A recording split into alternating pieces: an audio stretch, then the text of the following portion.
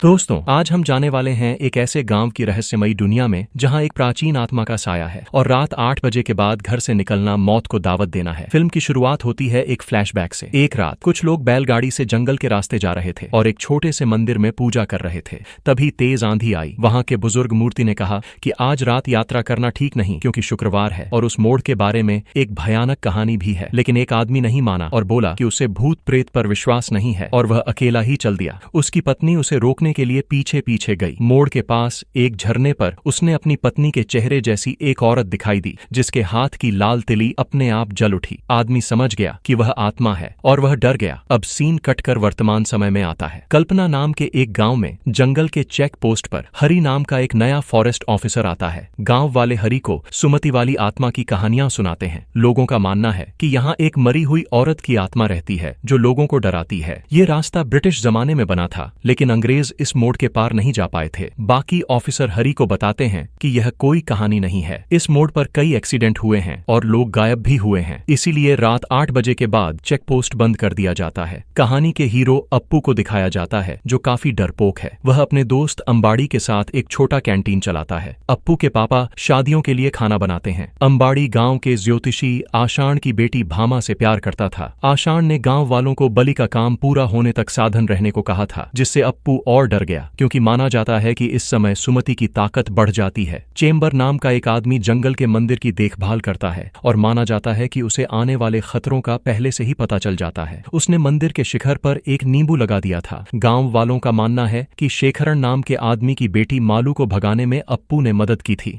जिसके बाद मालू इसी मोड़ से गायब हो गई। बाकी ऑफिसर हरि को अप्पू के बारे में बताते हैं। मालू अपनी शादी से ठीक एक दिन पहले भागी थी। उसकी शादी उस दिन भद्रन से होने वाली थी, इसलिए भद्रन को अप्पू से बहुत गुस्सा था, क्योंकि उसे लगता है कि अप्पू ने ही उसकी होने वाली बीवी को भगाया। जब मालू भागी थी, उसी टाइम उस मोड़ पर एक और आदमी मर गया था। उसका नाम किशन था। उस किशन की पत्नी सुजाता और बेटी सिनेमा हॉल में काम करती थी, लेकिन भद्रन सुजाता के साथ बहुत बुरा बर्ताव करता था। क्योंकि सुजाता के पति की मौत हो गई थी, इसलिए भद्रन उसे बुरी नजर से देखने लगा था। इस वजह से सुजाता ने उस नौकरी को छोड़ दिया और यह महेश की पत्नी सीता देवी है। उस दिन गांव के मंदिर में एक उत्सव था। त्योहार खत्म होने के बाद जंगल से शिकारी लोगों का एक ग्रुप आता है। बलि देने का काम वही लोग करते हैं। उनमें से एक आदमी को आने वाले खतरों और बुरी बातों के बारे में पहले से ही पता चल जाता है। ऐसे ही रात में वह शिकारी ग्रुप आता है और गांव के बाकी सब लोगों को आशीर्वाद देता है। वह अप्पू को एक छोटी सी पोटली देते हैं और कहते हैं कि इसे ले जाकर उस मोड़ की जमीन पर दबा देना। उसके बाद वह आदमी अप्पू के माथे पर तिलक लगाता है और कहता है कि तुझे थोड़ा संभल कर रहना चाहिए। कुछ खास जिम्मेदारियां तुम्हारे पास आएंगी। पूरा गांव तुम्हारे खिलाफ हो जाएगा, लेकिन तुम घबराना मत। ये सब सुनकर अप्पू बहुत डर जाता है। चेम्बर को भी लगता है कि कुछ बुरा होने वाला है। त्योहार के अगले दिन अप्पू डरावना सपना देखकर उठा और उसके दोस्त ने बताया कि ढोल बजाने वाला आदमी मोड़ पर बेहोश मिला है और उसे हॉस्पिटल में ले जाया गया। गांव की एक शादी में अप्पू और शेखरण मतलब मालू के पापा मिलते हैं। मालू के भागने के बाद से दोनों परिवारों में दुश्मनी थी। शादी में लोग कह रहे थे कि अप्पू रात में मोड़ पार करने वाला अकेला आदमी था। भद्रन बार बार ताना मार रहा था कि मालू उसके साथ भाग गई। यह सुनकर अप्पू का सब्र टूट गया और उसने भद्रन से झगड़ा शुरू कर दिया। लड़ाई में अप्पू का हाथ गलती से भानु मतलब शेखरण के भाई की बेटी को लग गया। शेखरण ने केस करने की धमकी दी, पर भानु ने खुद अप्पू का बचाव किया। भानु की इस बात से अप्पू को उससे काफी लगाव होने लगा। शेखरण और उसके साथ ही गायब मालू के बारे में बात करते हुए एक पुलिस वाला उन्हें बताता है कि नया एसआई बजरंगी उनकी मदद कर सकता है। रात में एसआई बजरंगी चेक पोस्ट पर आता है। ऑफिसरों के मना करने पर भी वह डरने से मना करता है और मोड़ की आत्मा सुमति को ढूंढने निकल पड़ता है। मोड़ पर उसकी जीप खराब हो जाती है। जब वह बाहर निकलता है तो गाड़ी की लाइटें अपने आप जल उठती हैं। वह गुस्से में म्यूजिक सेट जंगल में फेंकता है और कहता है, अरे सुमति, तू यहीं बैठकर यह गाना सुन। तभी उसे जंगल में अपने चेहरे जैसा एक आदमी दिखता है, जिसे वह आत्मा समझकर डर जाता है। अचानक उसकी जीप में आग लग जाती है और जीप उसकी तरफ भागती है। बजरंगी बाल बाल बचता है। भानु के स्कूल में पढ़ाने की बात जानकर अप्पू अपनी बेटी अंजलि को स्कूल छोड़ने के बहाने भानु से मिलने जाने लगता है। वहीं दूसरी ओर जहां बजरंगी की जीप जली थी, उसने अपना डर छुपाकर सबको बताया कि आग शॉर्ट सर्किट से लगी। स्कूल में भानु के भाई वावा कुट्टन ने अप्पू को देखकर मुक्का मार दिया, क्योंकि अप्पू ने भानु को मारा था। बाद में भानु ने अप्पू से मिलकर माफी मांगी और बताया कि उसके फौजी भाई महेश को सब पता चल गया है और वह अगले हफ्ते छुट्टी पर आ रहे हैं। इस घटना से अप्पू और भानु और करीब आ गए। एक रात अप्पू और उसके दोस्त चेक पोस्ट पर थे। उनके साथ भद्रा नाम की एक औरत भी थी, जो सुमति के गांव की थी। जब वे भूतों की कहानियों पर बात कर रहे थे तो भद्रा ने बताया कि यह सब सच है। उसने सुमति की कहानी सुनाई। सुमति एक खुशमिजाज गर्भवती औरत थी। उसके खानदान ने अपनी ताकत बढ़ाने के लिए एक गर्भवती गर्भवती औरत की बलि देने का फैसला किया। पूजा के बहाने वे सुमति को बलि वाली जगह ले गए। सुमति ने भागने की कोशिश की, पर वे लोग उसे आग में फेंक कर मार देते हैं। सुमति मरते ही एक शक्तिशाली आत्मा बन गई। उसने अपने खानदान द्वारा बनाई गई बाकी आत्माओं को किसी और को मारने नहीं दिया और उसकी आत्मा उसी मोड़ पर बस गई है। कहानी खत्म होने पर भद्रा ने अप्पू को चेताया कि तुम्हारा और उस मोड़ का कोई रिश्ता है और तुम पर बड़ा खतरा आने वाला है। रात में फौज से छुट्टी पर आया महेश, मालू का भाई, चेक पोस्ट पर आता है। मालू के भागने के बाद से अप्पू और महेश बात नहीं करते थे। अगली सुबह जाने से पहले महेश अप्पू से कहता है कि वह अपनी बहन मालू के बारे में जाने बिना वापस नहीं जाएगा। बाद में अप्पू के दोस्त उससे पूछते हैं, क्या तुमने मालू को भागने में मदद की थी? अप्पू कसम खाता है कि मालू ने उससे सिर्फ भागने के बाद बताई थी, पर उसने कोई मदद नहीं की। उसे नहीं पता कि गांव वाले उसे गलत समझ रहे हैं। महेश के आने के बाद भद्रन और एसआई बजरंगी के साथ साथ सभी लोग मालू के गायब होने पर बात कर रहे थे। बजरंगी ने कहा कि मोड़ में जरूर कोई गड़बड़ है और मालू को या तो अप्पू ने मारा होगा या फिर वही आत्मा ने। उसी रात गर्भवती टीचर दीपा को लेबर पेन शुरू हो गया। दाई जो डिलीवरी कराती है उसने कहा कि तुरंत हॉस्पिटल ले जाना होगा, वरना माँ बच्चा दोनों खतरे में हैं। रात के 8 बज चुके थे और सबको मोड़ पार करने में डर लग रहा था, मगर अप्पू, उसके पापा चंदन और गिरीश ने हिम्मत दिखाई और दीपा को गाड़ी में बैठाकर चेक पोस्ट की तरफ चल दिए। मोड़ के पास पहुंचते ही गाड़ी के सामने एक बड़ा पेड़ गिर गया। सब उसे हटा नहीं पाए। तभी दर्द से चिल्ला रही दीपा की आवाज बंद हो गई। जब सबने गाड़ी में देखा तो दीपा गायब थी। सब डर कर दीपा को जंगल में ढूंढने लगे। भद्रन के पास शिकारी की दी हुई पोटली आकर गिरी।